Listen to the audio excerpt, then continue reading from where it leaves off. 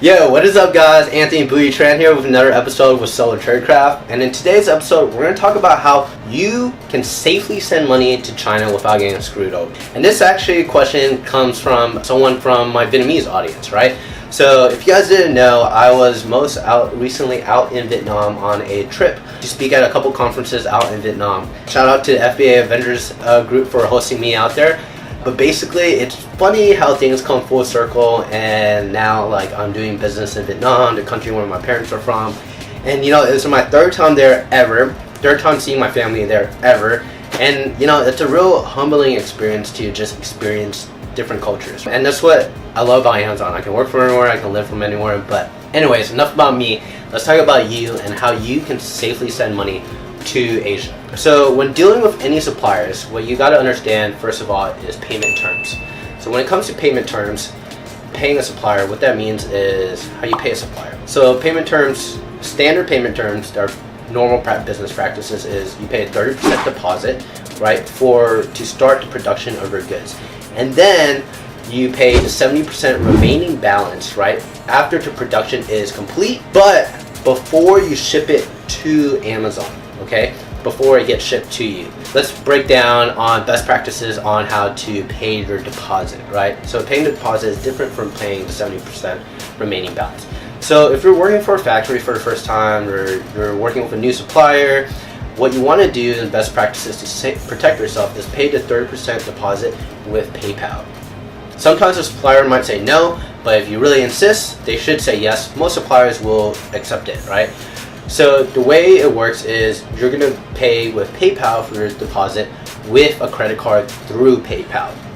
Why do I say that? So first of all, if you get screwed, you contact PayPal and you're like, hey, PayPal, this supplier did not give you my goods, blah, blah, blah, dispute happens, they give you your money back. If PayPal doesn't give you your money back, then you file a dispute with your credit card company.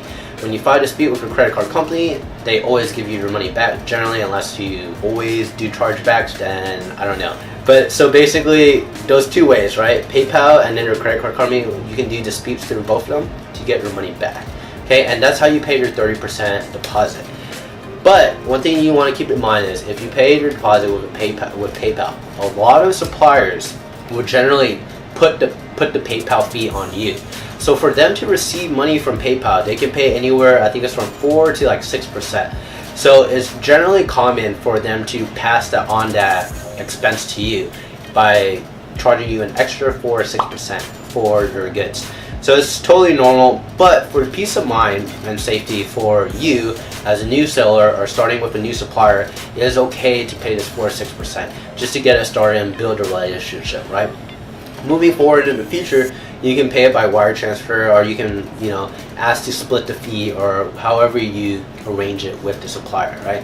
So that's another pro tip. See if you can split the fee with their supplier. Be like, hey, can we split 3%, 3%, 2%, 2%, however it works, right? So just talk and negotiate.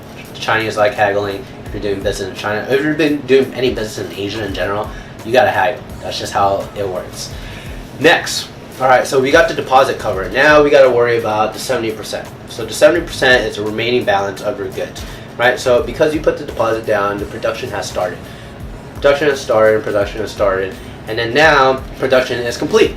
So this is when you pay the 70%. But first thing you got to do is get an inspection done. Alright, there's probably going to be a whole video about this, but just to kind of recap it real quick, and in general, if you guys ever need access to an inspection company that I use, go ahead and check in the links below. Everything is always attached in the crafting guide. If you guys haven't heard about the crafting guide before, highly recommend you guys access it because it has, you know, access to all my freight forwarders that I use, all the graphic designers that I use, all of the freight forwarders, graphic designers, listing optimization people I use, any tools that I use that are in my toolkit, all the coupons for those tools. Like, it has everything inside that document. So I highly recommend it. You check it out. It has all my little pro tips and everything. Anyway, segue back. Inspection company. So, you know, make sure they do like a drop test. You know, make sure your item doesn't break from 3 feet. Make sure the packaging looks correct. Make sure, you know, like, you know, it's printed the way you want it. The inspection company will check for all this. But you have to tell them what to look for too also, right? They'll check for the standard things.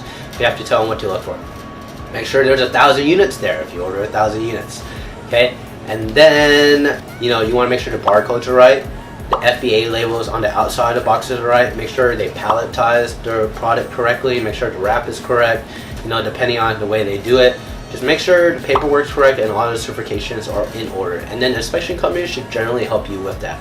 And all the listed, trusted inspection companies that I have in the comments, check them out and they'll help you guys out. But other than that, what you guys also want to check out for is, yeah, the inspection companies and then the 70%. Okay, so once the inspection company checks it and they're happy to go with everything, what you're going to do is send a wire transfer. Wire transfer, super normal, standard business practice when sending money to suppliers in Asia.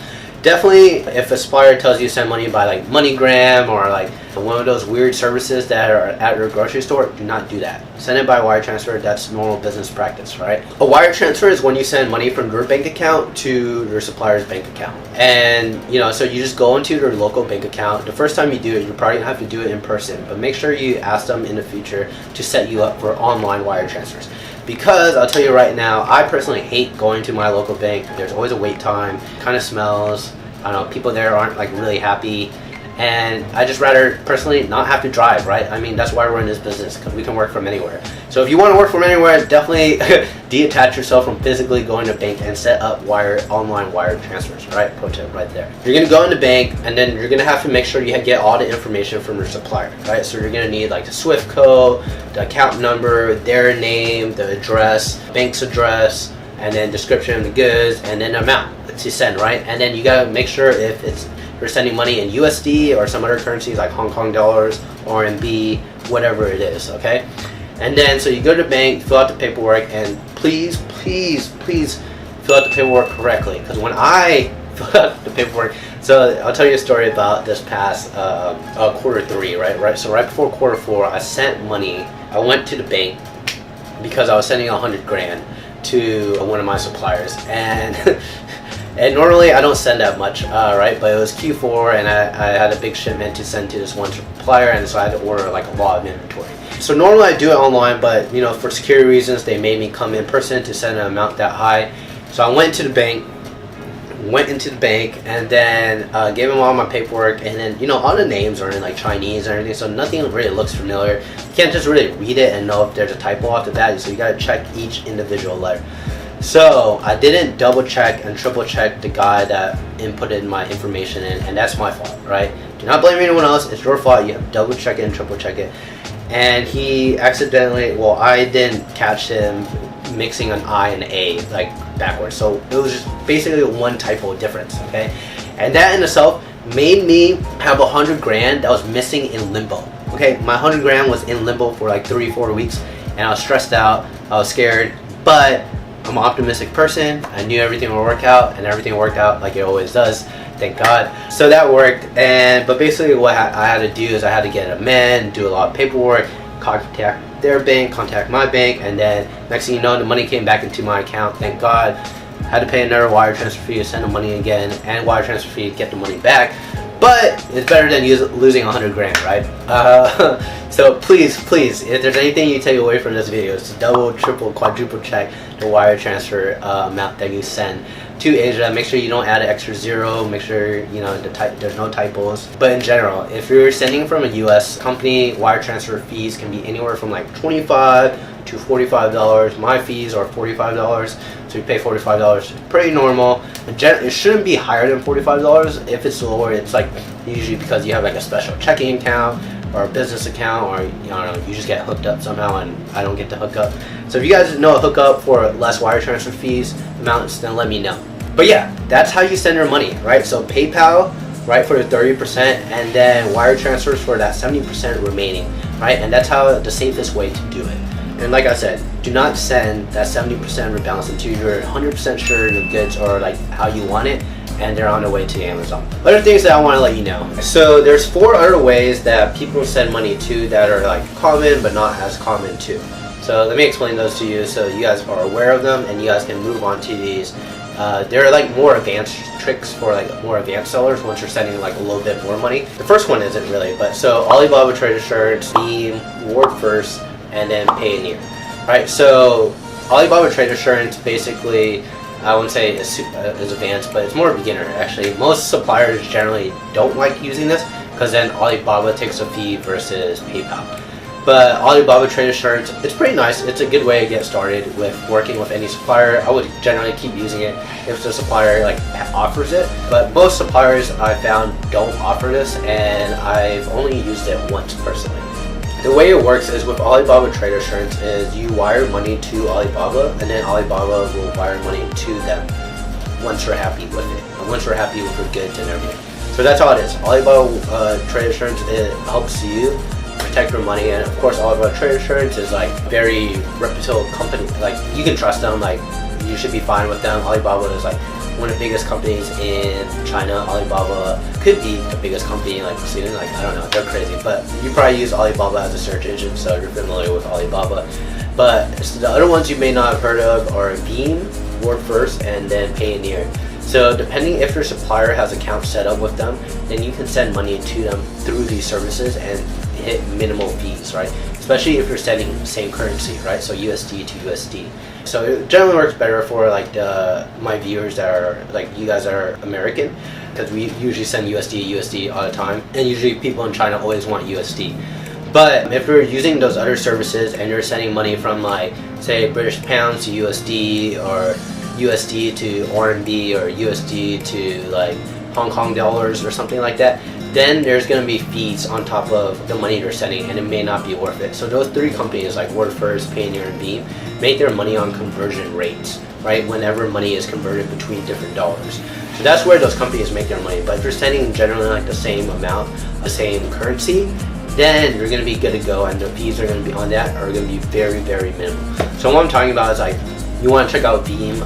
Like I know like Nick and Fernando are really big fans of using Beam. They went from like paying like $5,000 in wire transfers fees every single month to basically almost nothing because they're using Beam, right? To a couple $100, because the fees are so small because they're not doing conversions, right? And using like Beam and Payoneer and WordFirst, by the way, I know with Payoneer at least you can use it to pay like your VAs too. You can send it to them that way. And it's easier to send money through there than through PayPal sometimes because of the fees that they tax on. So keep that in mind too whenever like looking for VAs and whatnot. But just to recap everything that we just explained to you. Alright, 30% deposit is going to be PayPal. 70% is going to be wire transfer. Alright, cool. So if you guys both said that before I said that, then you guys are good to go, and that's best practices. But like always, if you guys have any questions, feel free to leave it in the comments below. If you guys enjoyed this video, please give me a thumbs up, right? And please subscribe to the YouTube channel. It lets me know that I'm doing things right, and it makes me want to make more videos, alright? So if you guys want me to make more videos, leave it in the comments below and tell me what you guys want me to make videos about, alright? Cool. Other than that, you guys have a great day. See ya.